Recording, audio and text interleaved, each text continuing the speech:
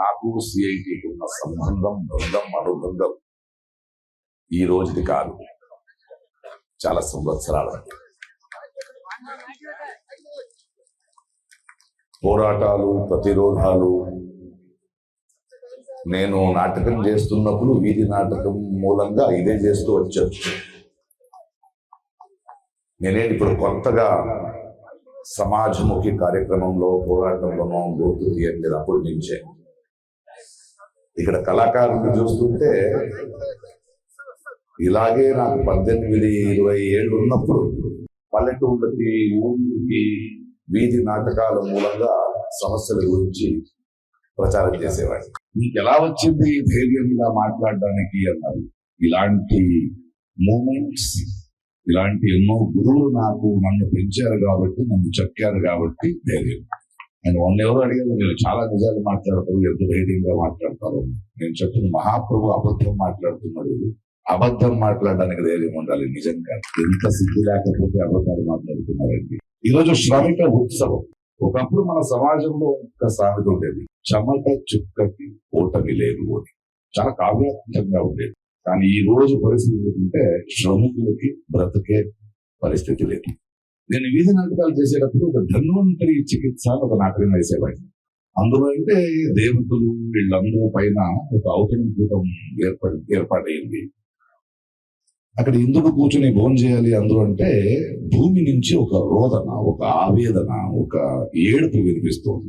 నారదుడికి పంపించారు, ఏంటి చూడవయ్యా, ఎందుకు ఏడుస్తున్నాడు ఆ మనిషి, తినలేకపోతున్నాను అంటే, లేదు సార్, ఏదో బరువు ఆడు గుండె మీద ఉంది, ఏడుస్తుంది. అయితే మంచి డాక్టర్ చూపించాలి కదా అంటే, నారదుడు వచ్చి ప్రపంచంలో ఉన్న అన్ని డాక్టర్ని, వైద్యులను తీసుకొని ఎంత చికిత్స చేసినా ఆ రోదన ఆగలేదు. అప్పుడు దేవతలకు ఒకడు వైద్యుడు ఉంటాడు, ధన్వంతరి అని, వాడిని పంపిస్తాడు. ఆడు వచ్చి భూతత్వంతో చూసి, స్వామి, ఇది కార్మికుడు, ఆ రైతుడు, వీడి గుండె మీద ప్రభుత్వాలు, కార్పొరేట్ సంస్థలు కూర్చున్నాయి, ఆ బరువుని మోయలేక ఏడుస్తున్నాడు, దాన్ని తొలగించాలి అన్నాడు. అది ఈ రోజు జరుగుతున్నది. ఇలాంటి ఒక పరిస్థితిలో మనకి సిఐటియు లాంటివి ఒక నమ్మకం, ఒక హోప్. కోఆపరేటివ్ సిస్టమ్స్ లో కానీ, సొసైటీలు కానీ, ఎక్కడున్న కార్మికుల కోసం, శ్రమికుల కోసం గుంటెత్తుకు పోరాడుతున్నారు కదా. వీడొక రాజకీయ పక్షం కాదు, కార్మికుల వైపు. అందుకే ఇలాంటి వేదికకి నన్ను రమ్మంటే అది నాకు ఇచ్చిన గౌరవం అనుకుంటా. ఆ గౌరవంతోనే వచ్చాను.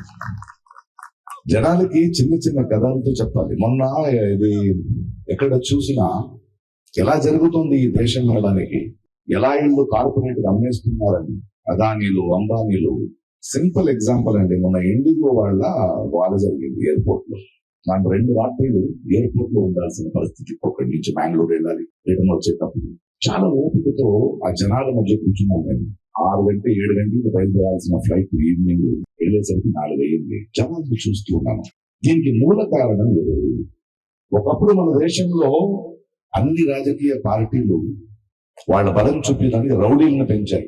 ఆ తర్వాత రౌడీలు చెప్తే వినాల్సిన పరిస్థితి వాళ్ళకి వచ్చింది. ఈ రోజు కార్పొరేట్లు అలాగా పెంచారు. మనం అర్థం చేసుకోవాల్సింది, ఒక ఎయిర్పోర్ట్ ఇండస్ట్రీలో మొనాపలి ఒక ఇండిగోకి ఇంకొకరు వదిలేసి మిగతా లేదు. వాడేం చేస్తాడు, నా మాట మూడు. జనాలు మనం ఏమవుతున్నాం అంటే, మనం ఎలా ఎక్స్ప్లెయిన్ చేయడం ఎలా కనిపించిందంటే, ఆడపిల్లలు, ముసలివాళ్ళు, చిన్న పిల్లలు ఎవరు మనల్ని తంటున్నారని తెలియకుండా తిరుగుతున్నారు ఎయిర్పోర్ట్ లో. అది అదానీ ఎయిర్పోర్ట్. ఒకరోజు కూర్చున్నాడు నా దగ్గర కాఫీ తాగుతూ, సార్ పొద్దున్న నుంచి నాకు 12,000 రూపాయలు ఖర్చు అయింది సార్. అదేంటారు, ఒక కాఫీ కొన్నాం 360 రూపీస్ సార్. ఎయిర్పోర్ట్లు మారుతున్నాయి అంటున్నారు, కాదు, చెయ్యి మారుతున్నాయి. మన సొమ్ము కార్పొరేటైజేషన్, ప్రైవేటైజేషన్ అనేది మార్పు కాదది, చెయ్యి మారుతుంది. అంటే ఎలా చూస్తున్నారంటే, ఒక ఫుట్బాల్ మ్యాచ్ చూడడానికి మనం వెళ్ళాలి. మేము ఫుట్బాల్ మ్యాచ్ చూస్తున్నాం అనుకుంటున్నాం, మనల్ని ఫుట్బాల్ చేసేసే వాళ్ళు ఎవరు తంటున్నారో నాకు తెలియదు. అలా తిరుగుతున్నారు. ఏం చేయాలి? దీనికి గొంతెత్తాలి, పోరాడాలి.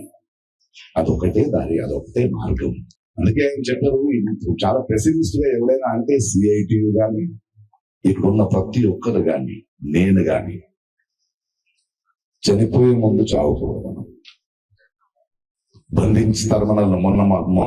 ఎవరిని మన ఎవరైనా గొంతేస్తే ఉమర్ ఖాలిద్ నుంచి అందరినీ బంధిస్తారు. నేను ఆడికి ఒకే చెప్పా, నువ్వు ఒక్క పక్షిని పంజరాల్లో పెట్టినా అది పాడేది స్వాతంత్రం కోరుకున్న పాటే, దాన్ని బంధించలేదు. అండ్ నాలాంటి వాడిని నువ్వు ఏం చేయలేవు. ఎందుకంటే ఏమండి, బాగున్నారు కదా ఇండస్ట్రీలో, బాగుంది కదా మీ లైఫ్, మీరేం కార్మికుడు కాదు, రైతుడు కాదు, అలా కాదండి. అది నా బాధ్యత. వాళ్ళ గొంతు అవ్వాలి కదా, అవ్వకపోతే ఎలా అది. సో ఈ రోజు విశాఖపట్నంలో ఉద్యమాల చాలా అవసరం ఉన్న స్పేస్ ఇవాళ మనం వైజాగ్ స్టీల్ ప్లాంట్ ఉండొచ్చు. ఒకటి ఎందుకంటే మాకు మధ్యాహ్నం అమ్మేవాడు కొనుక్కునేవాడు ఉంటే ఓకే. మన ప్రభుత్వాలు వాళ్ళే అమ్ముకున్నారు ఆల్రెడీ. వాళ్ళు అమ్ముడు పోయారు ఆల్రెడీ. ఇవాళ మీడియా అమ్ముడు పోయింది, ప్రభుత్వాలు అమ్ముడు పోయాయి. ఆయన చెప్తున్నాడు కదా, మనువాదాన్ని అమలు చేయడానికి ప్రయత్నం చేస్తున్నారని. మొన్న 26న మనకు సంవిధాన దివస్, కాన్స్టిట్యూషన్ డే. 26వ తారీఖు భారతదేశం ధ్వజం ఎగరాలి. ఒకరోజు ముందు భారతధ్వజ ఎగురుస్తున్నాడు మహాప్రభు. చెయ్యిలు వడుతున్నాయి ఆయనకి. ఐడియా ఏంటంటే నెక్స్ట్ ఇయర్ 26 ఆర్టికల్ రావాలని మనువాదాన్ని అమలు చేసే ప్రయత్నంలోనే ఉన్నారు. దానికి ఒక ఎగ్జాంపుల్ కూడా చెప్పి నా మాట ముగిస్తాను. భారతదేశం ఒక సరోవరం అయితే అందులో బ్రహ్మరాక్షసుడు ఉన్నాడు, కనిపించండి.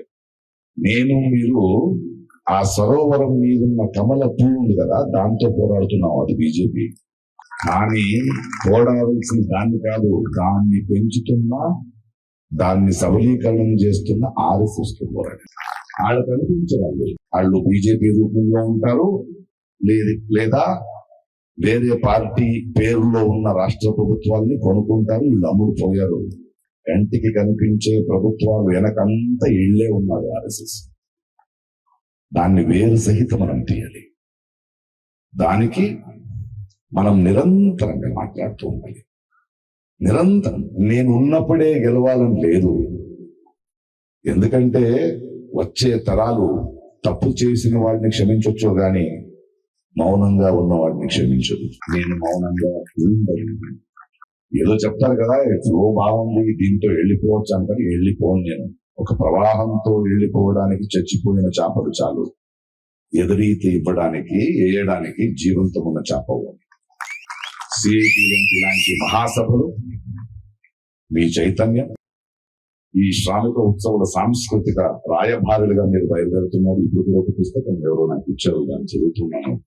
ఇలా ఒక కళాకారుడుగా, ఒక ఆర్టిస్ట్ గా నేను సాంస్కృతికంగానే పోరాడతాను. అక్కడ కూడా నా రాజకీయం. CITU ఈ సమావేశానికి వచ్చినందుకు చాలా ఆనందంగా ఉంది.